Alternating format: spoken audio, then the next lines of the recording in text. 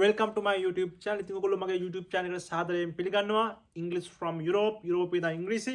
ඉතින් ඔයගොල්ලන්ට පුළුවන් මගේ free class එක join වෙන්න. මම free class එක කරනවා IELTS, O level, A level සහ spoken English වලට වයස් භේදකින් තොරව. ඊට අමතරව මගේ paid classes තියෙනවා. මම නෝර්වේ ඉඳන් කරන මෙහි මගේ පශ්චාත් උපාධිය නෝර්වේ වල හදාරන නිසා මට මම online තමයි මගේ classes කරගෙන යන්නේ. ඒතර IELTS ඒත් එක්කම O level A level සහ spoken English වලට අදාළ private classes තියෙනවා. ඉතින් ඔයගොල්ලන්ට join වෙන්න පුළුවන්. ඉතින් අපි සීමිත පිරිසක් තමයි බදවාගන්න. ඉතින් ඒ class එකට හෝ free class එක join වෙන්න පුළුවන්. ඊට අමතරව ඉතින් මගේ channel එක කරා මම සම්පූර්ණ වීඩියෝ දානවා. ඉතින් ඔයගොල්ලන්ට ඒවා බලන්න පුළුවන්. ඉතින් අද අපි ඔයගොල්ලොත් එක්ක සාකච්ඡා කරනවා අලුත් වීඩියෝ එකක්, අලුත් කොටසක්.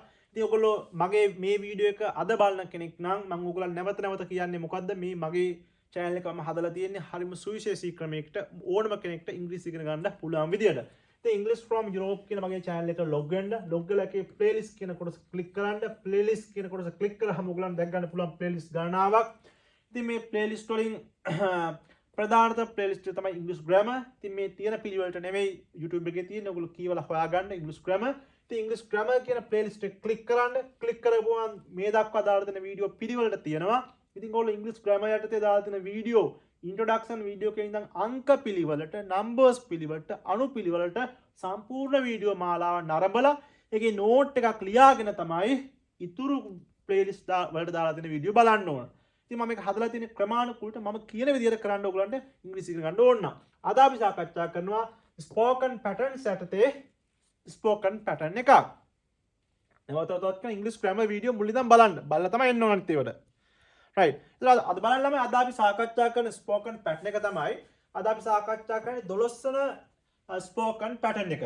එතකොට මේ තමයි spoken pattern එක වාක්‍ය ගොඩනැගීමේ රටාව. let me plus එකතු කරනවා verb ප්‍රස්ථ plural. එතකොට දැන් මම කිව්වා verb ප්‍රස්ථ p කියලා කියන්නේ ක්‍රියාපදයේ බහුවචන ස්වරූපය. එකතු කරනවා ඊට පස්සේ something යම් දෙයක්. එතකොට මෙන්න මේ වාක්‍ය රටාව අපි භාවිත කරනවා නේ යම් දෙයක් නේ මේ අපි කියන යම් දෙයක් යම් කෙනෙක්ට කරන්න ඉඩ දෙන්න නේ යම් දෙයක් කරන්න ඉඩ දෙන්න කියන අදහසෙන් තමයි අපි මේක භාවිත කරන්නේ මට ඉඩ දෙන්න මේ දේ කරන්න නේ මට ඉඩ දෙන්න සින්දුවක් කියන්න අන්න ඒ අදහසෙන් තමයි අපි let me භාවිත කරන්නේ. ඒතර මේ භාවිතය තුලින් අල්ලා ගන්න කොහොමද භාවිත කරන්නේ කියන කාරණේ මතක තියාගන්න. ඒතර මම නිතරම කියනවා මට පුළුවන් ඕනනම් මේවල සිංහල තේරුම ලියලා ඒ සිංහල තේරුම ඉංග්‍රීසියට පරිවර්තනය කරන්න. ඔයගොල්ලෝ මතක තියාගන්න සිංහලෙන් පරිවර්තනය කරලා ඉංග්‍රීසි ඉගෙන ගන්න ගුරුවරු ගාවට යන්න එපා. එහෙම මම කියන්නේ ළමයි ඒවා එහෙම ගිහිල්ලා ඔයගොල්ලන්ට IELTS, GRE, GMAT, PT, TOEFL pass වෙන්න බෑ. මම අත්දැකීමෙන් කියන්නේ IELTS පාස් වෙලා මෙහි ඇවිල්ලා ඉගෙන ගන්න ශිෂ්‍යෙක් ඇටියට ඔයගොල්ලන්ට ඒ ක්‍රමවේදෙට ඉගෙන ගන්න ඕන. පැහැදිලිද? අර සිංහල ක්‍රමවේදය තුලින් ඔයගොල්ලන්ට ඒ ස්කිල්ස් ගොඩ නැගෙන්නේ නැහැ. ඉංග්‍රීසියෙන් හිතන්න මූලික අධ්‍යයනයේදී චුට්ටක් අල්ලගත්තට කමක් නැහැ. ඊට පස්සේ දිගටම කරගෙන යන්න එපා. ඒක වැරදි. පැහැදිලිද? එහෙම ඉගෙන ගන්න බෑ. මේ ඉංග්‍රීසි වාක්‍යයක් ඔයගොල්ලෝ සිංහලෙන් හිතුවට ගැටලුවක් නැහැ. ඔය සිංහල ඒවා ඉංග්‍රීසියෙන් හිතන්න යන්න එපා. right. එහෙනම් බලන්න වාක්‍ය let me වලින් ආරම්භ වෙනවා. පැහැදිලිද? ඊට පස්සේ මේ verb ප්‍රස්ථ plural. මේක શબ્ද කරන්නේ කොහමද?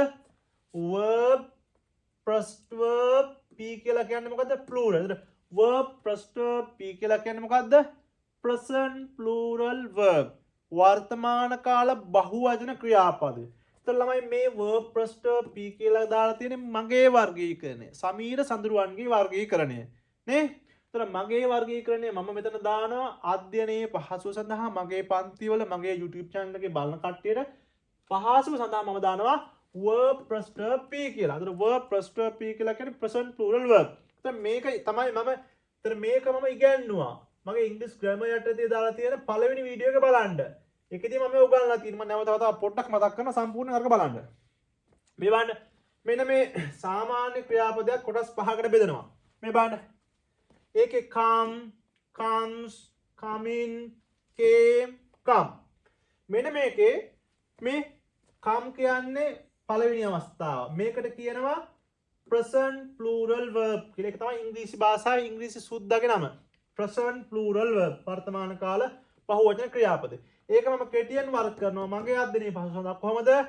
verb ප්‍රස්ථ plural verb ප්‍රස්ථ p verb ප්‍රස්ථ p කියන්නේ මොකද්ද? present plural ක්‍රියාපද. ඊට පස්සේ ඒක වචන කරගන්න s එකක් දාලා අපි s දාලා ඒක අපි ඉගෙන ගන්න එක සරලයි. එහෙනම් මේ ඒක වචන කරගන්න අපි කියන comes ඒක අපි හඳුනා ගන්නවා verb plus verb s කියන්නේ singular present singular verb. ඊට පස්සේ verb ing ක්‍රියාපද ing දාන්න අපි කෙටියෙන් මත තියාගන්නවා verb ing original තේරුම තමයි present participle. ඊට පස්සේ මේ verb second verb ක්‍රියාපදයේ අතීත ස්වරූපය verb second verb කියලා අපි හඳුනා ගන්නවා අතීත අවස්ථාව came ආවා. ඊට පස්සේ මේ verb third verb කියලා අපි හඳුනා ගන්නවා past participle අවස්ථාව. එතකොට මේ ක්‍රියාපද ලයිස්ට් මේ පහේ මේ පළවෙනි අවස්ථාවේ ක්‍රියාපද 1000ක්වත් කටපාඩම් 5000ක් 3000ක්වත් කටපාඩම් කරගන්න. මේ දෙවෙනි අවස්ථාවේ ක්‍රියාපද 3000ක්වත් කටපාඩම් කරගන්න. හතරවෙනි අවස්ථාවේ ක්‍රියාපද 3000ක්වත් කටපාඩම් කරගන්න. මම ඉදිරියේදී මගේ පන්ති වලදී මම ක්‍රියාපද ලයිස්ට්ුවක් දෙනවා ක්‍රියාපද 3000ක මේ මුල් අවස්ථාව තුනම තියෙන. ඒතර මේ පළවෙනි අවස්ථාව තුන මේ අවස්ථාව දන්නව නම් ඔයගලන්ට මේ අවස්ථාව දෙක හදා ගන්න පුළුවන්. ඊටු අවස්ථාව දෙක කටපාඩම් කරගන්න වෙනවා. right. එහෙනම් බලමු let me වලින් පටන් ගන්නවා. ඊට පස්සේ බහුවචන ක්‍රියාපදයක් යොදනවා වාක්‍ය ඉතුරු කොටස. එතකොට මේ let me do this මට මේක කරන්න ඉඩ දෙන්න. එතකොට ඔයගලන්ට පුළුවන් යම් කිසි ඔෆිස් එකේ වැඩ කරනකොට හරි මොකක් හරි කරනකොට boss මට පොඩ්ඩක් මේක කරන්න ඉඩ දෙන්නකෝ නේ. let me do this boss. let me do this sir. නේ let me do this. මතක තියාගන්න මේ let වලට පිටිපස්සේ දාන්නේ අපි මොකද්ද? object pronoun එක. දැන් මම ඉගෙනුවා English grammar වීඩියෝ වල pronouns කියන පාඩමේ ඉගෙනුවා object pronouns. එතකොට object මෙතන කර්මය ලෙස යදෙන පදයක් තමයි දාන්නේ. me එතකොට මෙතන දාන්න පුළුවන් me දාන්න පුළුවන්. us දාන්න පුළුවන්. them දාන්න පුළුවන්. it දාන්න පුළුවන්. him දාන්න පුළුවන්. her දාන්න පුළුවන්. let me let her let him let them let it වගේ පද. දැන් මෙතනදී මම me විතරයි දාලා තියෙන්නේ. let me do this මට මේක කරන්න ඉඩ දෙන්න. let me see your id මට වගේ id එක බලන්න ඉඩ දෙන්න. let me write the letter මට ලියුම ලියන්න ඉඩ දෙන්න. let me do the work මට වැඩේ කරන්න ඉඩ දෙන්න. let me go there මට යන්න එහෙ යන්න ඉඩ දෙන්න. මේ හැම එකෙම මේ do see write do go see මෙන්න present plural ක්‍රියාපද දාලා තියෙන කටපාඩම් කරලා තියාගන්න. let me see your work මට ඔයාගේ වැඩේ බලන්න ඉඩ දෙන්න. let me try මෙතනත් මේ ක්‍රියාපදේ බහුවචන මෙතනත් මේ highlight වෙනුන let me try and fix අපිට ක්‍රියාපද දෙකක් උනක් දාන්න පුළුවන්. නමුත් බහුවචනෙන් දාන්න ඕන. let me try and fix your car මට ඔය කාර් එක බලලා මේ හදලා දෙන්න ඉඩ දෙන්න. let me open the door for you මට ඔයාට දොර අරින්න ඉඩ දෙන්න. let me open the door for you නේ. let me give you a kiss මට ඔයාට kiss එකක් දෙන්න ඉඩ දෙන්න නේ. let me play cricket මට cricket ගහන්න ඉඩ දෙන්න. let me write this මට මේක ලියන්න ඉඩ දෙන්න. let me write this කියලා මට මේක ලියන්න ඉඩ දෙන්න. let me solve this sum මට මේ ගාන විසඳන්න ඉඩ දෙන්න. let me solve this sum මට මේ ගාන විසඳන්න ඉඩ දෙන්න. let me solve this sum අපි ඕන නම් ළමයි දැන් බලන්න මේ හැම එකෙම බහුවචන ක්‍රියාපදයක් ඇතුළත් තියෙන මෙන්න මේ જાතිය ක්‍රියාපද. ඉතින් මම ග්‍රැමර් වීඩියෝ බලන්න. ඊට පස්සේ මේ මෙතෙන්ට අපිට වෙනස් කරන්න පුළුවන් me දාන්න පුළුවන් us දාන්න පුළුවන් මේකක් දාන්න පුළුවන් මේ let වලට පිටිපස්සේ. මේ වань මම එහෙම දාලා තියෙන මේ let him do this ඔහුට මේක කරන්න ඉඩ දෙන්න. මෙතන කවදාවත් he දාන්නේ නැහැ. මේ විදිහ එකක් දාන්නේ. let him do this ඔහුට මේක කරන්න ඉඩ දෙන්න. let them see your id ඒගොල්ලන්ට ඉඩ දෙන්න ඔයාගේ id එක බලන්න. let her write the letter ඇයට ලියුම ලියන්න ඉඩ දෙන්න. let us do this work අපිට මේ වැඩේ කරන්න ඉඩ දෙන්න. let it go there නේ let it go there ඌට එහෙ යන්න ඉඩ දෙන්න. ඌ කියන්නේ සතෙක්. let him do his work ඔහුට ඔහුගේ වැඩේ කරන්න ඉඩ දෙන්න. let him try and fix your car නේ let him try and fix your car ඔහුට ඉඩ දෙන්න ඔයාගේ කාර් එක බලලා ෆික්ස් හදලා දෙන්න ඉඩ දෙන්න. let us open the door for you අපිට ඉඩ දෙන්න ඔයාට ජනේලය අරින්න for you ඔයා සඳහා.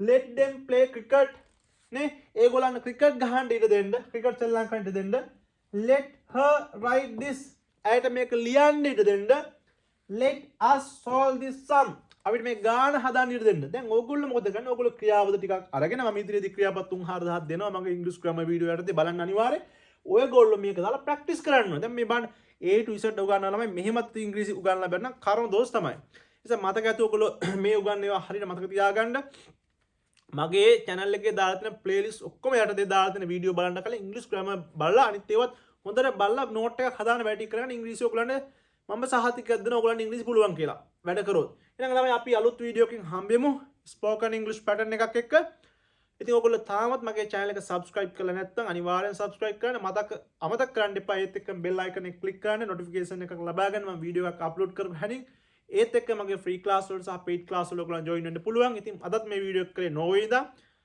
නේ උතුරු අර්ධගෝලයේ ඉඳන් ඉතින් අපි අලුත් වීඩියෝ එකකින් හම්බෙමු එහෙනම් thank you very much